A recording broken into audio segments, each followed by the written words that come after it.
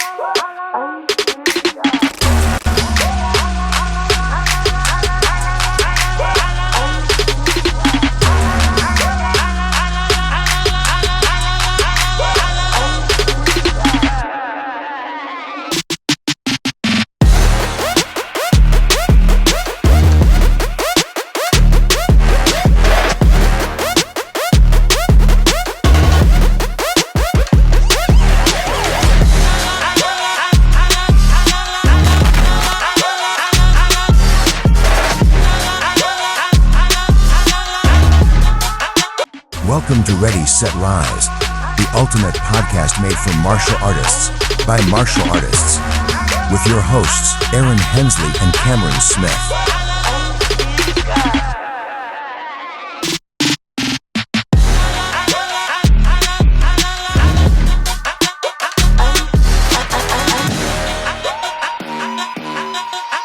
So that being said, give me a faster introduction of who Carlos Machado is and how was martial arts thrust upon you and at what age, and how did the journey start?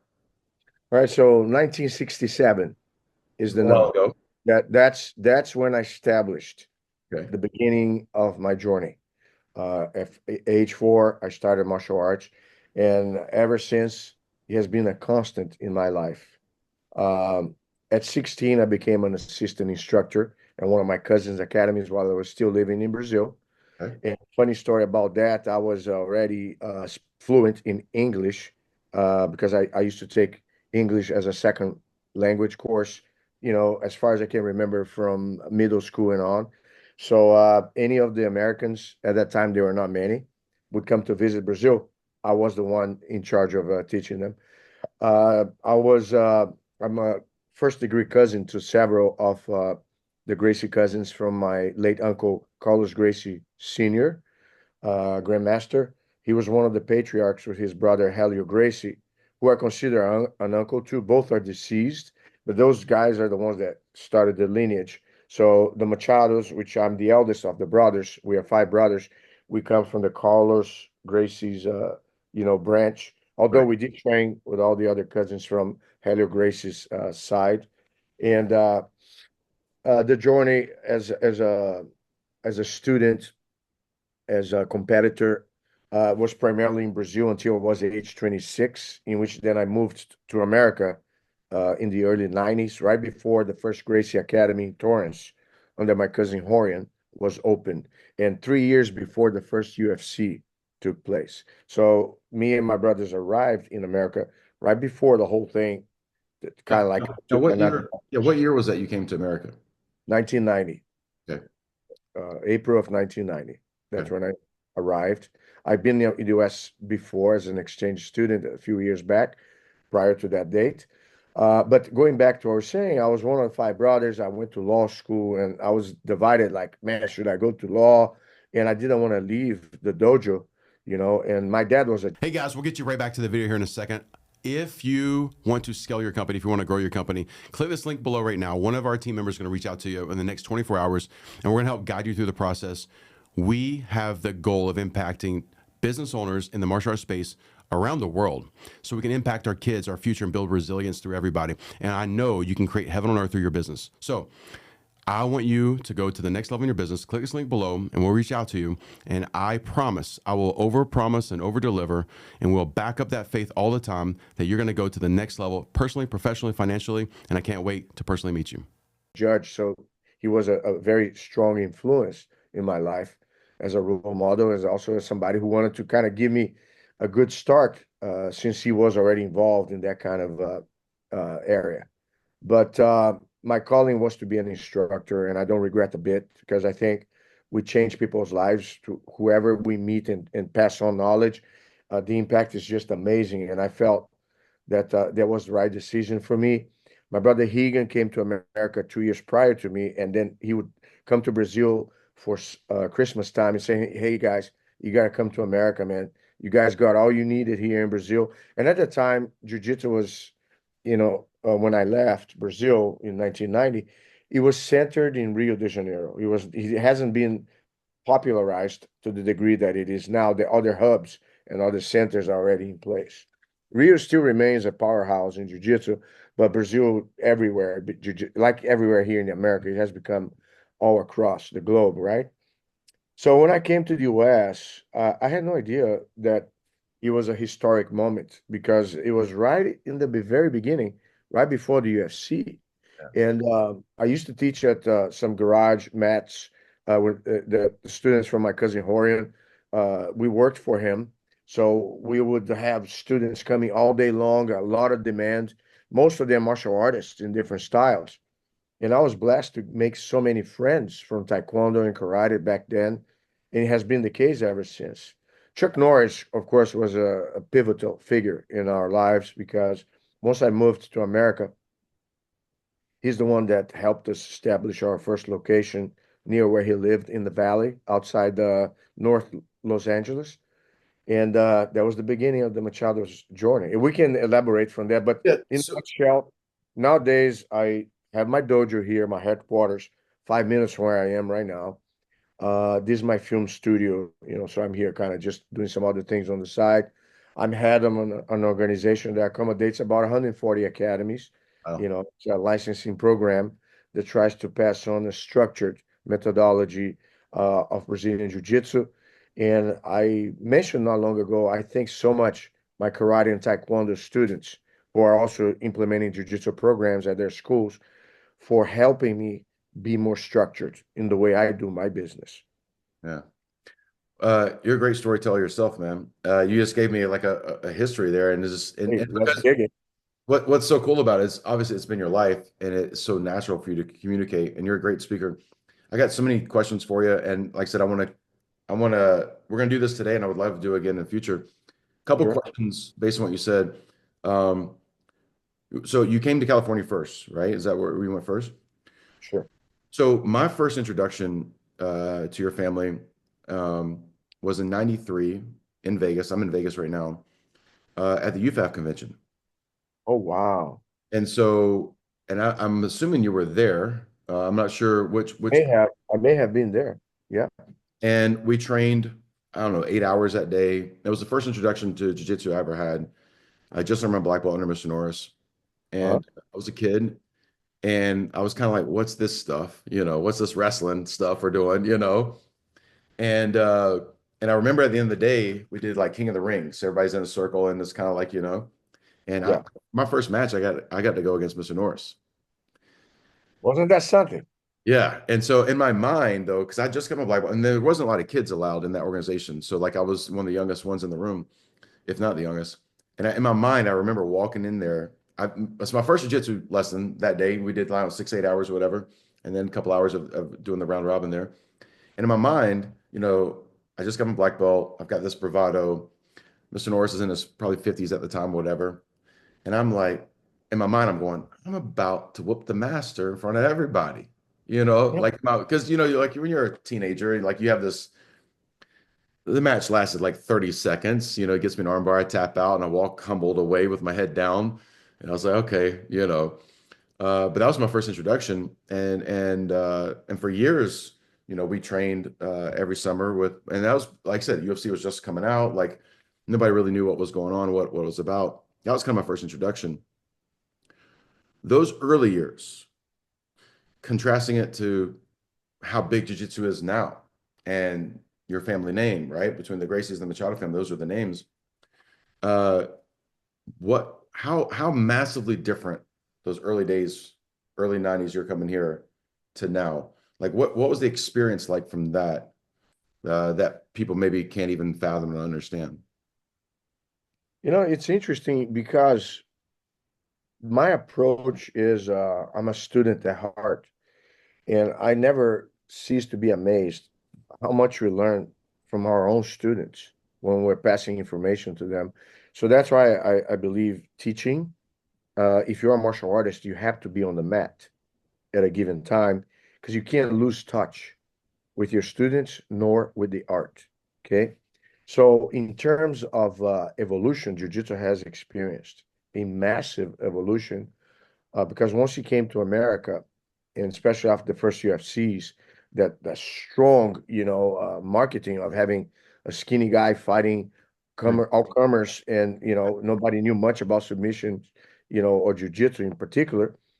And nowadays, professional MMA fighters, they have to have jiu-jitsu in their regiment because it's like you have to have all the pieces of the pie.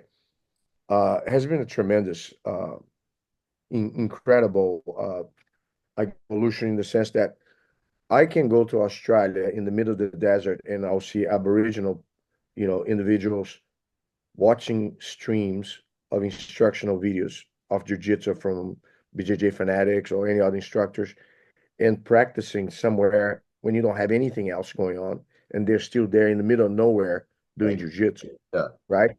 So anytime, so it's never ceases to surprise me. I'm still feeling grateful the fact that I'm healthy and functional enough that I can practice Right. and I'm actively engaged teaching. But people talk about sometimes that concern with quantity, when you have quantity, larger amount of people doing, when is the watering down is going to take place? All right. So there's always some of those concerns. And I think everything is possible. I think there's a group that they're very steady, loyal to the principles. They're strong on their fundamentals, and they add the fancy stuff. Right. Then you have the other group that all they care about is athleticism and fancy. Right. Okay. And then you have the guys in the middle who don't have an identity.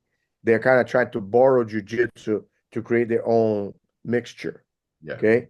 I'm a believer you have always to stay with the source, okay, and improve upon and build upon it. You know what I'm saying? And martial arts is not just about skill set, it's about mindset. And if you leave aside the philosophy, the art in itself will get lost along the way. Because then you're going to have big egos or people that only care about the performance and they don't care about the character development. And I'm at odds with that part. You know what I'm saying? Today, my goal is different, I think, in terms of longevity. Okay. I want to train until I'm 100 years old. Yeah. Or more.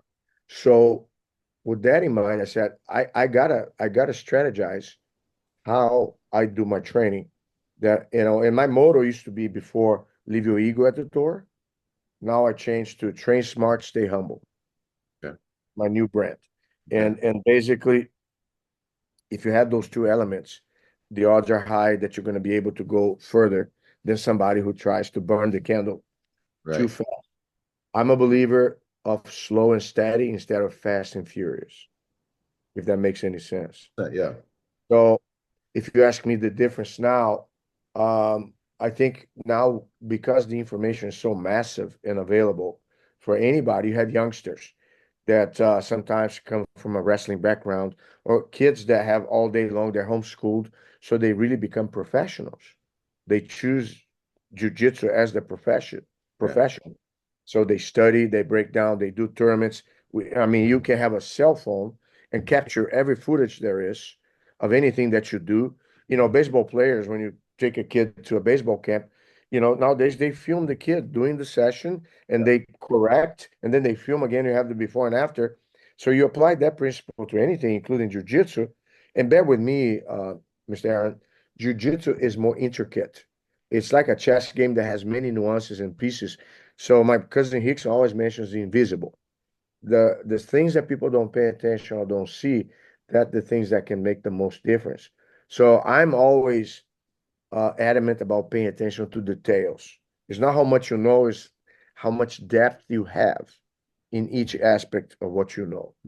You know what I'm saying? So I'm kind of elaborating here. So we're going to wrap. No, I love this conversation because and you know, it's my apologies for not getting to know you better over the years. One of my best friends in martial arts that I've always wanted to spend more time with because we just live on the opposite side of the country, and now I live closer to him. There's a guy named David Dunn, who is a black belt Oh, under. that is a great black belt. He trained for my brother, I believe. Yeah. Yeah, yeah.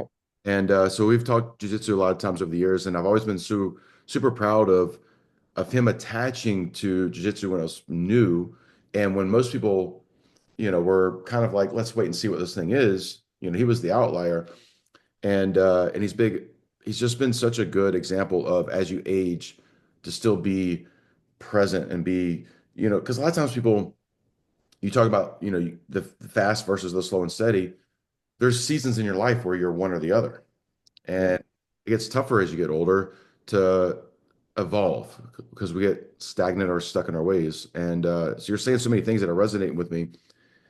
I got to ask this, and please hear this with all the most sincere compliment in the world.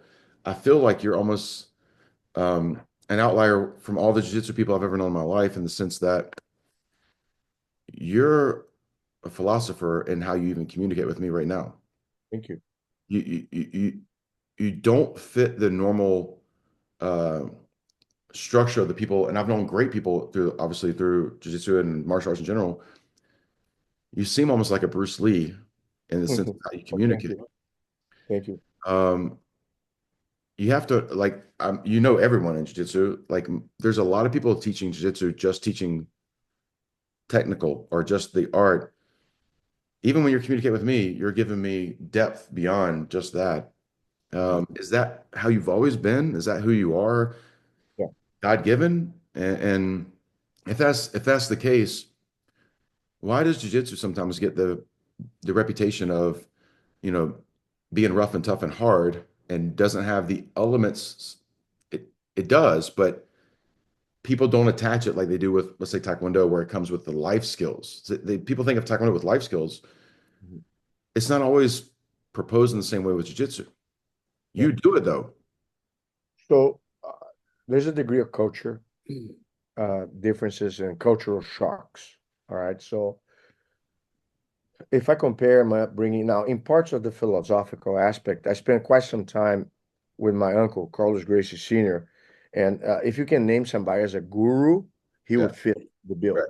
That guy was one of the wisest and most generous man I ever met. And I don't remember not having a deep conversation with him at any given time.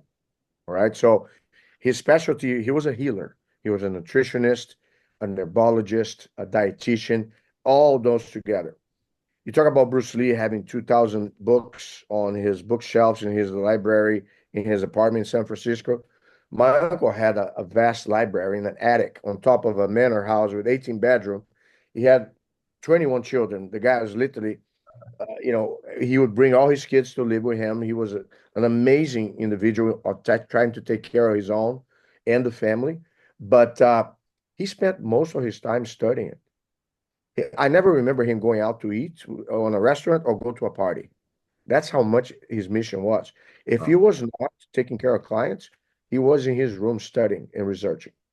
You know what I'm saying? Well, a man on a mission. So I, of course, don't have that degree of research per se on a particular subject other than jiu-jitsu or anything related to what I do. I do read business books because I want to be more versed on how to be better at taking care of my business so I don't have to worry about my business and I can enjoy my martial arts. So you talk about jiu-jitsu, there's a culture shift that you have to adapt. If you come from Brazil like I did and you don't know much about how to run a martial arts academy or a business, thank God my karate and taekwondo black belt students were very willing to share with me the success principles that they applied. And you have to be humble and embrace it because you don't know it all. So I had to become more formal I had to become more disciplined and instill that on my students. So I had to get rid of a lot of people in my circle Yeah. once I made that transition. And I think that's one of the prices, I guess, anytime you try to grow, you're gonna have to make peace with the fact that you're gonna have to let people go. So I have a motto: let it go to let it grow. Like it. You know I what I'm love saying? I that. always use that. In terms of philosophy, I think fulfillment without having um, a mental practice.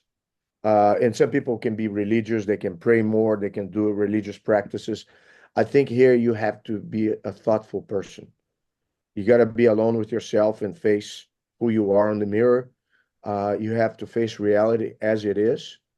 And you have to leave an imprint that when people remember your name, they're going to be happy, about it. You know what I'm saying? So I think legacy is a mindfulness act. Anything that I do resonates with my future. So that's why I believe if you're going to be wholesome in this industry, or I guess in any area, if you're mindful about building a legacy, your actions have repercussions, whether you're on and off the mat. And when you say you go to different places or you meet martial artists of all styles, I'm not a saint, I'm not perfect, I'm susceptible to mistakes, but I'm moderate on my habits. I don't indulge in vices that are going to be detrimental to my mental clarity, nor I partake on practices that are against my principles. Yeah. And that right there kind of makes your group, uh, you select a handful of people that you're going to be at ease and comfortable sharing the environment with. Although I'm a people's person, I go to, functions, ceremonies, gatherings with large amounts of people, and I blend with the crowd. No problem. I enjoy learning, like you said. I want to hear people out because for me, my favorite part is, Aaron, if I go anywhere, know who is in the room Yeah. because everybody has a story to tell. And when I can hear each of those or as many of those as I can, I come back so enriched with the experience because my goodness, if you can show me something by sharing an experience that's going to be beneficial to my understanding how to cope with life better, even without being a mentor, just sharing your story, that for me, my gosh, we are blessed, man. We're here, I think here literally it's like the tide keeps rising Yeah. every time we talk to each other. Yeah, I agree. Man, I could talk to you forever. I love hearing you speak. You said something, and with permission, I'll give you some feedback here. You talked about, when you made a decision to go to the next level in growth, your circle evolved. And I've noticed that my life, both personally and professionally. And I tend to be an outlier because I've known since I was 7 years old what my mission on earth was. And I've just not ever lived the promise that I made to God. And I've had to correct myself a couple times in life. And when you claim big goals and dreams, you find out the ones who are actually for you and who's not. And so I've done multiple times where I've had to weed out the people who are really for me. But I had a friend of mine, or acquaintance, I would say more than a friend. He was in a private mastermind with Tony Robbins. So 10 people, small private. And him and I had a conversation after the fact. And he said something to me that Tony told him that since then has been this, I can't get it out of my head. And he was in a position because he's rose to a certain level of financial success. And he's like, man, he said, I had to hire so many people to put in front of me to say no to everybody trying to get to me. And he says, Tony Robbins told him, he says, you're not looking at it right. He says, God didn't put you on earth to say no to anything. He put you on earth to say yes to everything. You just haven't gotten big enough to understand how to do that. And I started thinking about it. I was like, how many millions of people have been impacted by Tony Robbins? I mean, I was a kid listening to him, Yeah, 40 years I later, will. I still listen to him. He's amazing. So how, and I'm asking this kind of as a question for me and you, you're a powerhouse in the martial arts space. How do guys like you get so big that your circle is actually the world? And I know what you mean by that. It's like there's just people that are trying to take from you. They're the takers. And then they put doubt and they kill the dream. What if people like you in your space in the world that because you are such a great communicator and your heart, I can feel it, man. If you got so big on this earth because your dream's so big that everyone's in the circle, like that's the message I would love. That's what I want to spend my life, and I feel like your heart's there, you know. I like that. I think here is the context. I Yeah, of think you have course. a mission. You have a mission that you're going to impact the world, Yes. because every person that you meet, that you shake hands with, that you exchange a glance, if they become part of your circle, let's say they're your student, Yeah. their life has already changed. If you send a message on Facebook, I've had so many people that I do a live, and this person had some issues going on. I don't try to be a psychologist or a Right. therapist. I just tell a story or I share an insight, and it's like a message in a bottle, you know, that goes into the ocean of life, and somebody is in an island alone, you know, going through some issues, and the message, the bottle shows up on the shore. They grab it and they are ready to open and read it. So, boom, they get it. You never know. When you Right. open your mouth, when you share yourself with the world, uh, I want to say unintended consequences in a positive. Yeah. That's why Yeah. you have to be mindful. But going back to what you're saying about saying yes to everything and everybody, I agree with Tony Robbins that you have to be open to life, but you have to understand you only have so much you can give at a Yeah. point in time. Yeah. You need to have your own regiment Yeah. in which, in order to give love, I have to love myself. Yes. You know what I'm saying? So I cannot be on an empty tank and give you something I don't have, or Yeah. let the takers or the vampires suck me dry, you know? And I think here, I guess the bottom line is, I was listening, I forgot Dan Pena, I was listening to one of his lectures at a point in time, and he told me that he always purges his contact list on his cell phone. And he categorizing three, the individuals on his list. The ones that are in alignment with his goals and contribute to his goals, the one that are in alignment to his goals but do nothing about it, and the ones that are not in alignment and don't contribute any. Those ones he wipes out. Yeah. The other ones he blocks, and he only keeps active the ones that are actually contributing. Because in the scheme of things, time is the real currency. Yeah. You cannot give your time altogether to everybody, but if you can build yourself up big enough, then you can magnify. You know what I'm saying? And then it becomes an osmosis, because success spreads into the atmosphere, into the ether. How many of us have an idea, inspirational, and somebody else across the world in Japan has the same idea? Let me tell you something. When you have an idea, and if you don't act on it, somebody else will think about it and will act on it before you even go. That's why I guess we have to be pragmatic in terms of being honest with yourself. Do you really want to do this? Is this what you really want? Yeah. Because anything and everything, there's a price. Yeah. You know what I'm saying? But like I said, what keeps you honest is time. Time is the real currency. You're right. How I've much got time you have for yourself, how much time you have for your relationships, how much time you have for your business. You know what I'm saying? And how do you allocate those? And people say there's balance in life. There's no balance in life. Life is a cycle. And sometimes you're going to have to give more to some things than others in order to have everything fall into place, you know? But like I said, you take care of your business, you take care of yourself. You seem to be in good shape, you're lean, have good appearance. So that's the other thing. If you compromise on yourself, no matter what you accomplish in life, you're not going to reap the benefits of it. How many people, they accomplish amazing financial goals and their marriage goes down the drain, or their health goes either down the drain. Now they have all the money in the world, they cannot enjoy it. They have to spend all on doctors and medicine. You know what I'm saying? So I think here you got to be honest. You know what I'm saying? Man, you got my mind. I mean, like I said again, I love listening to everything. I had so many questions on so many different other subjects, but I Please love this do. Bring it conversation. on. Well, I want to wrap up with like two or three, and then let's do a continuing one here in a little bit in the future. Yeah. 'Cause there's so many directions that we could take this conversation. I love your storytelling and your philosophy, and there's no wonder your success. First of all, where's the best way for people to follow you? What channel is the best? YouTube, Instagram? Where's the best place for people to follow you?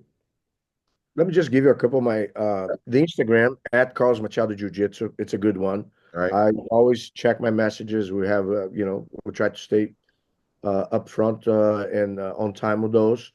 I also have my Carlos Machado Jiu Jitsu fan page. If anybody wants to check out what I do in my organization, you go to machadomethod.com.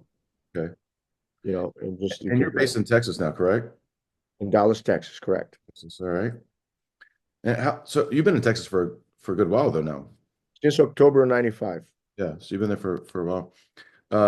And that city's changed so much over those years, so much. The whole world has changed, but Texas, I tell you, man, it rocks. Yeah, that's for sure. So there's 5 brothers. You're the oldest? I'm the oldest, 61. Roger is the second oldest. He's a year and a half. We're about a year and a half apart from each other. So you have Roger is the second oldest. Then my brother Hegan, who lives in California. Then my brother Jean-Jacques, who also lives in California. Then the youngest is John. John actually lives here in Dallas as well, about 25 minutes away from me. We hang out and talk to each other all the time. So we're a pretty close group when it comes to that. It's funny when you do research on the internet, what it tells you and stuff like that. If you were, because I know you're a humble guy for just everything, how well you communicate on everything. Which one of those of the 5, put yourself in the conversation, best teacher, best competitor? Well, I say there's Hegan has always been my nightmare because he is as knowledgeable, if not more knowledgeable than me, but he has always been at least 20 pounds above me in weight, in good shape. Now, Right. he may have to shed some pounds, but so I have great and bad memories of him. He was an amazing competitor, the most creative guy. Jean-Jacques competed a lot, experienced a lot of success in competition. I think my brother Roger and John as instructors, I mean, they just blew me away. My brother Roger was here this past weekend, and he taught one move for an hour and a half, one move, and people couldn't blink. You know what I'm saying? So it's just like, wow. And I believe in that less is more. You teach less with more details, because I'm always worried about people learning and remembering, and more importantly, being able to execute the technique. So you teach too much stuff, they get lost halfway. And jiu-jitsu being such a chess match, like if Yeah. you have too much going on in your head, you can't execute. Yeah, you get lost. Yeah, you get lost. So definitely, I think, and John is, in my opinion, the best mentor. I think he should be literally and I'm sure that he's going to have ways to accomplish that. He's the kind of guy you talk to, he will give you the best advice. He's done that so well to so many people. The one unique thing I've noticed when I've trained in different workshops in jiu-jitsu over the years, everyone has their different teaching style. Some try to impress you with their knowledge. Some try to give you less is more because they want you to take something away. A lot of people, obviously, if they're Brazilian, sometimes language can be a little challenging if they haven't spoken English for a while. And what I notice is, as a student, just like anything in life, so this relates to anything you're learning, the message could be the same. The messenger has to connect with you. And so some people teach in a way that you connect with and it makes sense and it's like, aha. And then some people could actually even be more knowledgeable. But the way they message it to you doesn't connect. And so you don't acquire the information. And jiu-jitsu has been the most unique way of me understanding that. And it probably made me a better martial arts educator, better speaker in general, is it made me present from the student perspective of, man, I might be giving my students the best knowledge in the world, but if I'm not connecting with them on their pathway, they're not getting it, because I could see that from every time I trained different people in jiu-jitsu, like some people just didn't connect. And then I didn't enjoy it. Yeah. The journey wasn't fun at that point. So tell me, kind of wrapping this up for today, and I can't say thank you enough on this, and I'm excited for the future of us connecting more. Give me, you've seen so much happen in 30 years, I guess, in jiu-jitsu in America. if you could just see the future right now, and we fast forward 5 years, not even 30 years in the future, 5 years, what do you think that is the next evolution in Brazilian Jiu-Jitsu country, worldwide? What do you see the next big evolution of the sport in the martial arts?